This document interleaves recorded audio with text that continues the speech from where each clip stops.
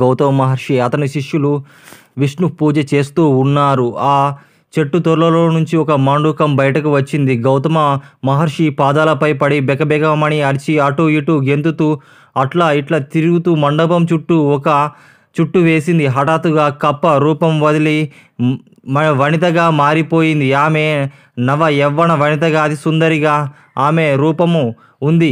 గౌతమ మహర్షి ఆమెను చూడగానే ఆమెకు జ్ఞానోదయం కలిగింది. తన యొక్క పూర్వజన్మ వృత్తాంతాన్ని జ్ఞప్తికి వచ్చింది. అంతా గౌతమ మహర్షి, అమ్మాయి నీవెవరు, నీ నామధేయం ఏమిటి, నీ వృత్తాంతం ఏమిటి అని ప్రశ్నించాడు. ఆమె తన పూర్వజన్మ వృత్తాంతాన్ని తెలియజేస్తూ ఉంది. మునిశ్రేష్ఠులారా, నా వృత్తాంతాన్ని తెలియజేస్తాను వినండి అని ఇలా చెప్తూ ఉంది. జన్మ స్థానంలో గోదావరి సమీపంలో ఒక కుగ్రామం. నా తండ్రి పేరు హరిశర్మ, నా పేరు మంజుల. నన్ను నా తండ్రి కావేరి వాసుడైన జ్ఞానానందకు ఇచ్చి పెళ్లి చేశాడు. అతడు దైవభక్తి కలవాడు, జ్ఞాని. మాకు వివాహమైన వెంటనే అతనితో కొన్ని మాసాల కాలం గడిచిపోయింది. మేము కలిసి ఉండే సమయంలో మాఘమాసము ప్రవేశించింది. ఒకనాడు నా భర్త సుఖి మాఘమాసం ప్రవేశించింది. ఈ నెల మొత్తము పవిత్రమైనది, దీని మహత్తు చాలా విలువైనది. నేను నా చిన్నతనమంతా ప్రతి సంవత్సరము మాఘమాస స్నానము చేయించు. నీవు నా భార్యవు కావున నీవుకు ఈ మాఘమాస వ్రతము ఆచరించు. ఈ కావేరి నదిలో స్నానం ఆచరించు. ప్రతిదినము ప్రాపత్కాలంలో నిద్రలేచి కాలకృత్యాలు తీర్చుకొని తెల్లవారు సమయాన సూర్యోదయానికంటే ముందే నదికి వెళ్ళి నదిలో స్నానం చేయు. ప్రభావమైన సూర్యునికి నమస్కరించు. తర్వాత నది ఒడ్డుకు వచ్చి విష్ణు యొక్క చిత్రపటాన్ని పెట్టి పూజించు. మంచి గంధముతో, అగరత్తులతో, ధూపదీప నైవేద్యాలతో పూజించు. స్వామివారికి స్ఫటిక బెల్లాన్ని నైవేద్యంగా సమర్పించు. తర్వాత తులసి తీర్థం స్వీకరించు. మన కుటీరంకు వచ్చి నా మాఘమాస పురాణం చేసి రోజుకో అధ్యాయం చొప్పున పఠించు. దీని వలన మనకు చాలా ఫలం కలుగుతుంది. నీ ఐదోతనం చల్లగా ఉంటుంది అని ఈతబోధ చేశాడు. నేను అతని మాటలు వినిపించుకోలేదు. రుసరుసలాడాను. అతనికి నీచుడని నీచంగా చూశాను. నా భర్త చాలా శాంత స్వరూపుడు, అయినా నేను హద్దులు మీరి మాట్లాడాను. అతనికి కోపం వచ్చింది. ఓసి మూర్ఖురాలా, నా ఇంటికి వచ్చి నా వంశాన్ని ఉద్ధరిస్తావు అనుకున్నా. ఇంత ద్వేషివా? నాకు తెలియదు. నీవిక నాతో ఉండవద్దు. మాఘమాస వ్రతము నీకింత నీచమైనదిగా కనిపించిందా? అది నీ పాపము, నిన్ను శిక్షించును అని మగవాడితో ఇలా మాట్లాడతావా అని కోపం వచ్చి అతడు తనపై ఇలా శపించాడు. తనను కృష్ణానది తీరంలో రావి చెట్టు తొర్రలో ఒక మాండుకం వై ఉండుగాక అని శపించాడు. వారి సింహ గర్జనకు వణిగిపోయిన హరి శాపం వల్ల భయపడిపోయింది అతని భార్య. హరి రౌద్ర రూపము చూడలేకపోయింది. నాకు జ్ఞానోదయం కలిగింది. నా తప్పు నేనే తెలుసుకున్నాను. అయ్యా, నా మూర్ఖత్వాన్ని ప్రవర్తించాను అని ప్రాయశ్చిత్తం కలిగింది ఆమెకు. ఆమె వెంటనే తన భర్త 2 పాదాలు పట్టుకుంది. నాకు ఈ శాప విమోచనం కలిగిపోయేటట్లు మరలా వేడుకుంది పరిపరి విధాలుగా. అతను ఇలా చెప్పసాగాడు.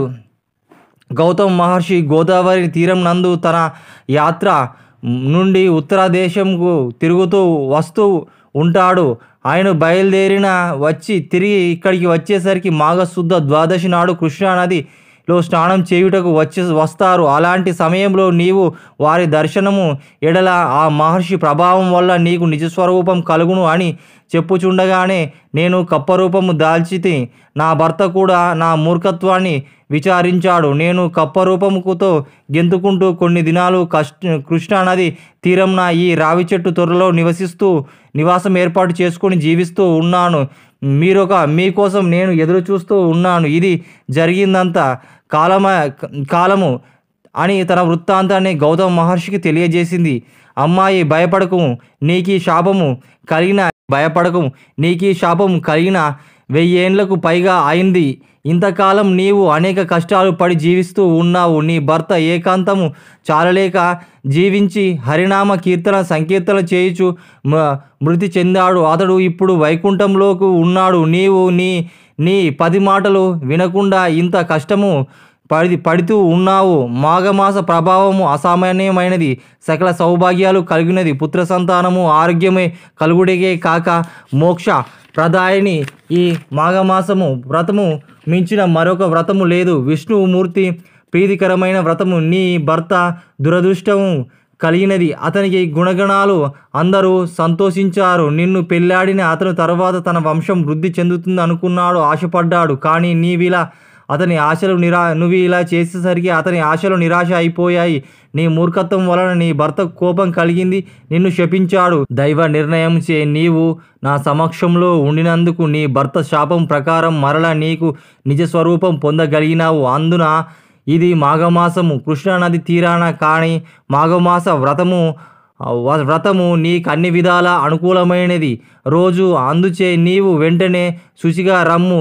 స్త్రీలుగా పురుషులు గాని ఈ సమయంలో ప్రాపత్కాలంలో స్నానం చేసిన ఎడల విష్ణు సన్నిధిని పొందుతారు. ఎవరైనా తెలిసి కానీ తెలియక కానీ మాఘ శుద్ధ సప్తమి, దశమి, పౌర్ణమి అందు, పాడ్యమి రోజుల అందు నది స్నానం ఆచరించిన వారి పాపాలన్నీ నశించును. ఈ మాఘ శుద్ధ పాడ్యమి నాడు అటులనే ద్వాదశి, ఏకాదశి దినముల్లో స్నానం చేసి శ్రీహరిని పూజించిన, పురాణ కాలక్షేపం చేసిన ఎడల శ్రీహరి సంతోషించును, మనోవాంఛ సిద్ధి వరమిచ్చును. భక్తి శ్రద్ధలతో మాఘమాస పురాణాలు విన్న మోక్ష ప్రాప్తి కలుగును అని గౌతమ ముని ఆ వనితకు చెప్పి అక్కడి నుంచి వెళ్ళిపోయాడు. వశిష్ఠ మహర్షి దిలీపునికి ఇలా చెప్పసాగాడు. పూర్వం బంగారు శెట్టు అనే వైశ్యుడు ఉండేవాడు. అతని భార్య తాతారమ్మ. బంగారు శెట్టి పిసునుగొట్టి అతనికి పిత్ర ఆర్జితమైన సంపాదన చాలా లెక్కకు మించి ఉంది. కానీ అతడు ఇంకా ధనం సంపాదించాలని తన వద్ద ఉన్న ధనం వడ్డీలకిచ్చేవాడు. మరింత సంపన్నుడు అయ్యాడు. కానీ ఒకనాడు కూడా శ్రీహరిని ధ్యానించేవాడు కాదు. దాన ధర్మాలు చేసి ఎరగడు. అందుకే బీద ప్రజలకు కూడా ఆస్తులపై వడ్డీకి రుణాలు ఇచ్చి అనుకూలంగా వారి సమయానికి అనుకూలంగా డబ్బు చెల్లించకపోతే వారి దగ్గర ఉన్న సమస్త ఆస్తులను స్వాధీనం చేసుకునేవాడు. ఒకనాడు బంగారు శెట్టి వేరే గ్రామానికి వెళ్ళాడు. ఆ రోజు సాయంత్రం అయింది. ఒక ముసలి బ్రాహ్మణుడు బంగారు శెట్టు భార్యని చూసి, తల్లి, నేను ముసలివాడిని. నా గ్రామం చేరాలంటే ఇంకా 10 ఆమడల దూరము వెళ్ళవలసి ఉంది. ఇప్పుడు చీకటి కావస్తూ ఉంది. ఆకాశం మేఘాలు ఉరుముతూ ఉన్నాయి. గాలులు బాగా వీస్తూ ఉన్నాయి. నేను వణికిపోతూ ఉన్నాను. మీ ఇంటి వద్ద రాత్రి గడపవచ్చా అని అడిగాడు అతడు.